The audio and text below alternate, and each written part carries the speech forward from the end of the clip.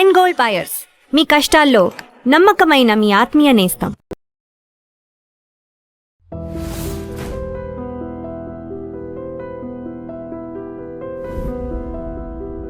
Welcome to I dream.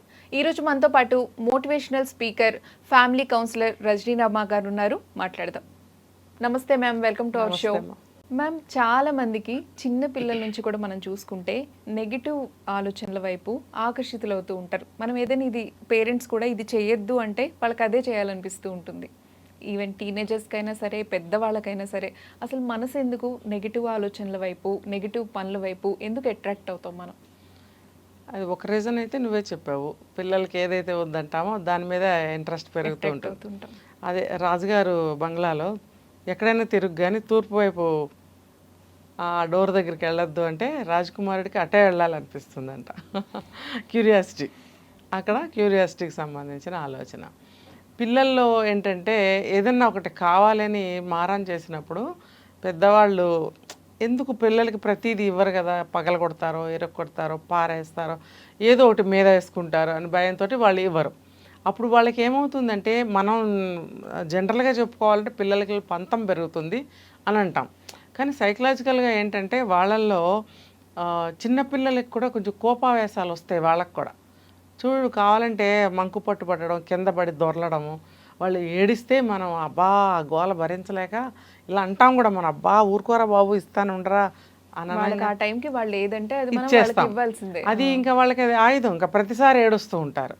అంటే ఏంటంటే మనం ఏడిస్తే అమ్మ ఇచ్చేస్తుందని అభిప్రాయం ఏర్పడిపోతుంది. ఆ చిన్న బుర్రకి, ఆ చిన్న ప్రాణానికి వాడు కూడా డిప్రెషన్కి వెళ్ళాడని అనుకుందాం. అడిగినప్పుడు ఇవ్వటం లేదు అంటే వాడికి అది పెద్ద బాధ. నేను ఎందుకు ఇవ్వరు, నాకు అది కావాలి అని వాడికి బాధ ఎక్కువైపోతుంది అనమాట. అందుకని వద్దన్న పని చేస్తూ ఉంటాడు వాడు. నెగిటివ్ అక్కడ చిన్నపిల్లల్లో మనం చూస్తుంటాం. ఇంకా ఏ వయసుకి తీసుకున్నా కూడా ఆ మెంటాలిటీ అనేది ఆ ఏజ్కి తగ్గట్టుగా డెవలప్ అవుతూ ఉంటుంది. అంటే అదే పర్సన్ కాకపోవచ్చు. ఇప్పుడు ఎంగేజ్ లో ఉందనుకోండి, ఆల్కహాల్, సిగరెట్ మంచిది కాదని తెలుసు, అయినా కూడా ఫ్రెండ్స్ తోటి పడిపోతుంది. అది మెడికల్ టర్మ్స్లో చెప్పాలంటే దానికి చాలా ఉంది మ్యాటరు. అయితే ఈ బ్రెయిన్లో సంబంధించినటువంటి కెమికల్ రియాక్షన్స్ వల్ల వాళ్ళకి ఆలోచనలు అనేవి అట్లా వస్తాయి. ఎందుకు వస్తాయి? వాళ్ళకి ఒకలాంటి డిప్రెషన్కి వెళ్తారు. ఇప్పుడు డ్రింకింగు, స్మోకింగు, ఇలాంటి డ్రగ్స్ తీసుకునే వాళ్ళల్లో ఏంటంటే వాళ్ళు ఆల్మోస్ట్ డిప్రెషన్లో ఉంటుంటారు. వాళ్ళు అడిగామంటే మనము నువ్వు ఎందుకు ఈ హ్యాబిట్స్ చేసుకుంటున్నావు అని అంటే కొంతమంది డిప్రెషన్లో ఉన్నానంటారు.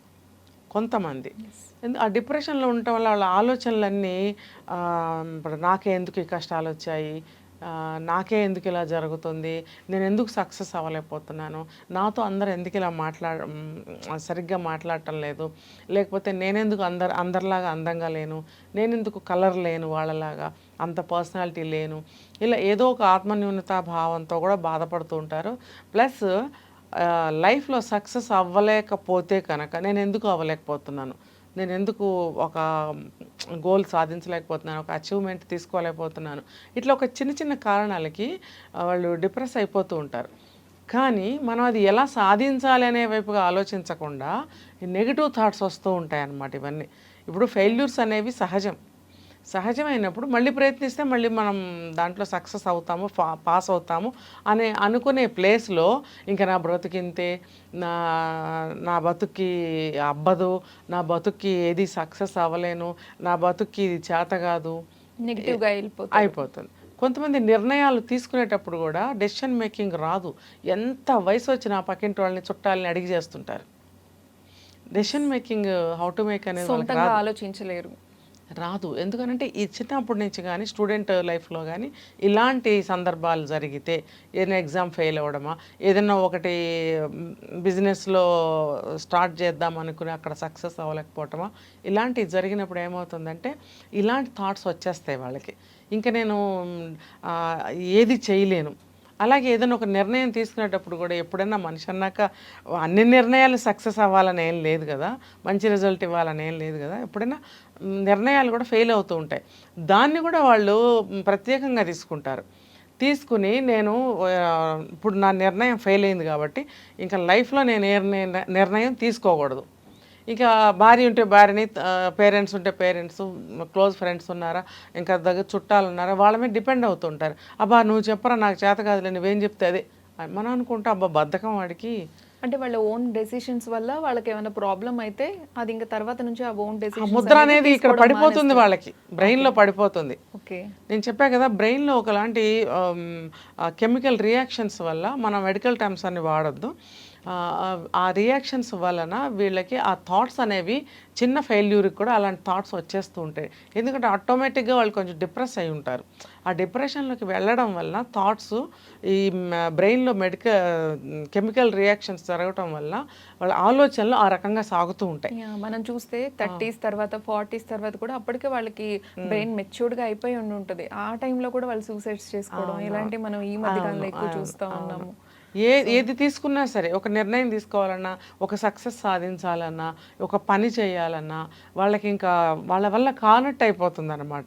ఎందుకంటే ఒక థాట్ వచ్చిందంటే చైన్ లాగా వస్తాయి, అవి కట్ అవ్వవు. అవి ఆలోచనలు అనేవి కట్ అవ్వవు, ఆ నెగిటివ్ వచ్చేస్తూనే ఉంటాయి. చివరికి కొంతమంది దుర్బలమైన పరిస్థితుల్లో సూసైడ్లు కూడా చేసుకుంటూ ఉంటారు. ఇప్పుడు కొంతమంది ఆత్మహత్యలు, హత్యలు ఇవన్నీ ఎందుకు అయిపోతున్నాయి? రకరకాల రీజన్స్ అనమాట. హత్య చేసేవాడు కూడా ఒకలాంటి ఉన్మాదంలోనే ఉంటాడు, ఒకలాంటి డిప్రెషన్లోనే ఉంటాడు. ఏంటి, ఒక చెడు చేయాలనుకున్నప్పుడు, వాడి లైఫ్లో ఏదన్నా ఫెయిల్యూర్ అయినప్పుడు వెంటనే వాడి ఒక చెడు చేయాలనుకున్నప్పుడు వాడి ఆలోచనలన్నీ కూడా అలా నెగిటివ్గానే సాగుతాయి. ఆ నెగిటివ్గా సాగటానికి రీజన్స్ ఇవి అనమాట. సో దాని నుంచి బయటపడడం ఎలా? బయటపడడం అంటే వాళ్ళు ఏం చేయాలంటే మోటివేట్ అవుతూ ఉండాలి వాళ్ళు.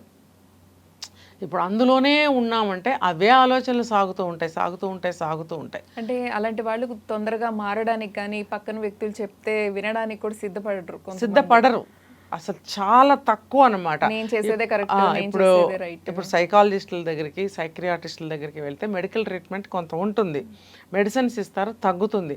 కానీ అప్పటికీ కూడా కొంతకాలం తర్వాత మళ్ళీ మొదలవుతాయి వాళ్ళకి.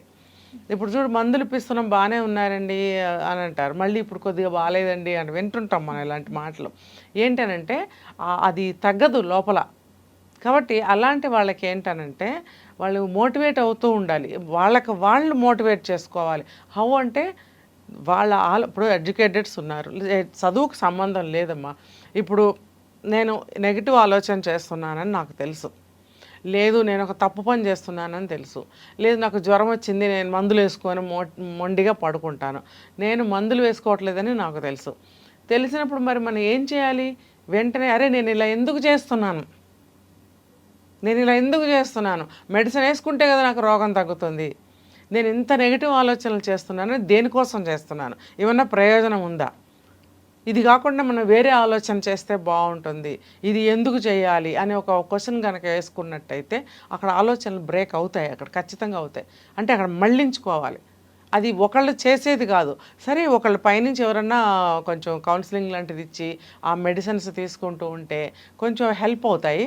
తనకు తానుగా కూడా సెల్ఫ్గా కూడా ఏమనాలి, ఆటో సజెషన్స్ అనేవి కొంచెం ఇచ్చుకుంటూ ఉండాలి, క్వశ్చనింగ్ అనేది చేసుకుంటూ ఉండాలి. ఆ క్వశ్చనింగ్ అనేది ఎప్పుడైతే చేసుకుంటారో ఆలోచనలకి అడ్డుకట్ట పడుతుంది. ఇది దేనికి చేస్తున్నాను నేను, దీనివల్ల నాకు ప్రయోజనం ఏంటి, ఈ ఆలోచనల వల్ల నేను ఎటు వెళ్తున్నాను, ఇవన్నీ నా నెగిటివ్ ఆలోచనలే సాగుతున్నాయి కదా, పాజిటివ్ సాగట్లేదు అన్నప్పుడు నేను ఎందుకు చేస్తున్నాను, ఇప్పుడు నేను ఏం చేయాలి, నా ముందు ఒక గోల్ ఉంది, నేను ఒక పెద్ద కార్యక్రమం చేయాలనుకుంటున్నాను, ఇప్పుడు ఈ ఆలోచనలన్నీ ఎందుకు నాకు, ఇవి దేనికి అవసరం అవుతాయి, నేను తప్పు ఆలోచన చేస్తున్నాను, తన అడ్డుకట్ట వేసుకోగలగాలి. అది ఏంటంటే ఆలోచనలో నుంచి రావాల్సిన మార్పు అది.